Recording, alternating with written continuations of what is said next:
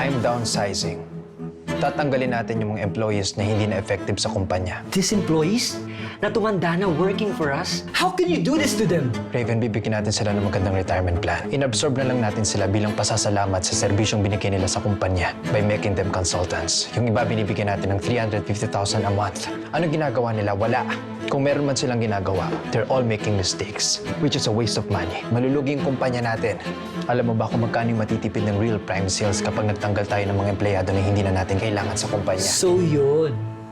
Ang gusto mo lang, makatipid yung mga kumpanya natin. But how about the people? Pag nagsara ang kumpanya natin, mas maraming taong mawawalan ng trabaho. Now, you think about the people? Why are you doing this to Do what? This, that you always have to win everything. Alam mo kasi ang problema sa'yo, ha? Wala kang pakialam sa ibang tao.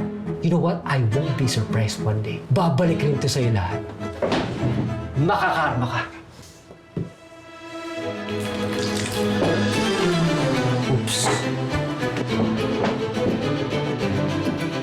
At hindi na rin pwede yung ikaw na lang lagi ang bigay ng bigay sa lahat ng gusto ng kapatid mo. He got the company he wanted. Tapos ngayon nakikialam siya sa decisions mo in running your company. Hindi naman siguro sa nakikialam si Raven sa So, mga... ano sa tingin mo yung ginagawa niya?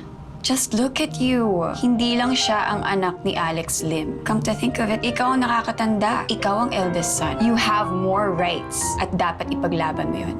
Maswerte nga siya, kinonsider pa siya sa chairmanship eh. Which I still don't understand, to be honest. Ikaw ang Aya. Tapos ikaw pa ang haharang doon sa mga plano niya to promote Best World? Ma'am, hindi naman sa hinahanap Ano pa ko nga yung ba? mga plan. Gusto kong bigyan ng honored recognition yung mga veterans natin sa Real Prime Sales at Relax Life. Tapos ikaw, gusto mo lang sila tanggalan ng trabaho. It's retirement. It's not as if they're getting fired. Pareho lang yun. Ano sa tingin mo sasabihin ng mga investors natin pag nalaman nila na may mass retirement sa kumpanya? They will think that there is something wrong. Do you really think that I decided on this in haste, Raven? Pinag-aralan ko to ng mabuti. I did the math for the whole week. At mas ikagaganda at ikabubuti ng kumpanya kung ang pagtanggal sa kanila. Dad, aware ka ba sa pinaplano ni Aya? That's why I wanted you to consult with him first about your event. So lumapit sa'yo si Aya? The same way na lumapit ka sa akin to consult about your event. Alam mo yung plano ni Richard? So bakit pinapunta mo pa si Raven sa kanya para kausapin siya? Yan ang tamang proseso. Why do you look so angry?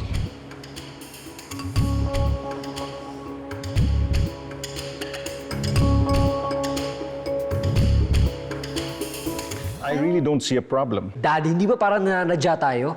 Magbibigay tayo ng award sa mga employees, pas kinabukasan papalayasin natin sila sa kumpanya. Eh di parang nangiinsulto lang tayo. Anong insulto, Raven? You are not looking at the bottom line kasi. Mas focus ka sa looking good rather than what's really good for our companies. Pero Dad! Shut up, Raven. Listen. Si Richard gusto niyang pagpahingayin yung mga employees na overstaying sa Real Prime Sales. Ikaw naman, you want to give them a dinner and recognition plaque. Which they deserve. Yes. So what's the problem?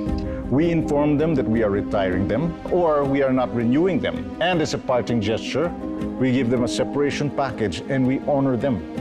Anong problema?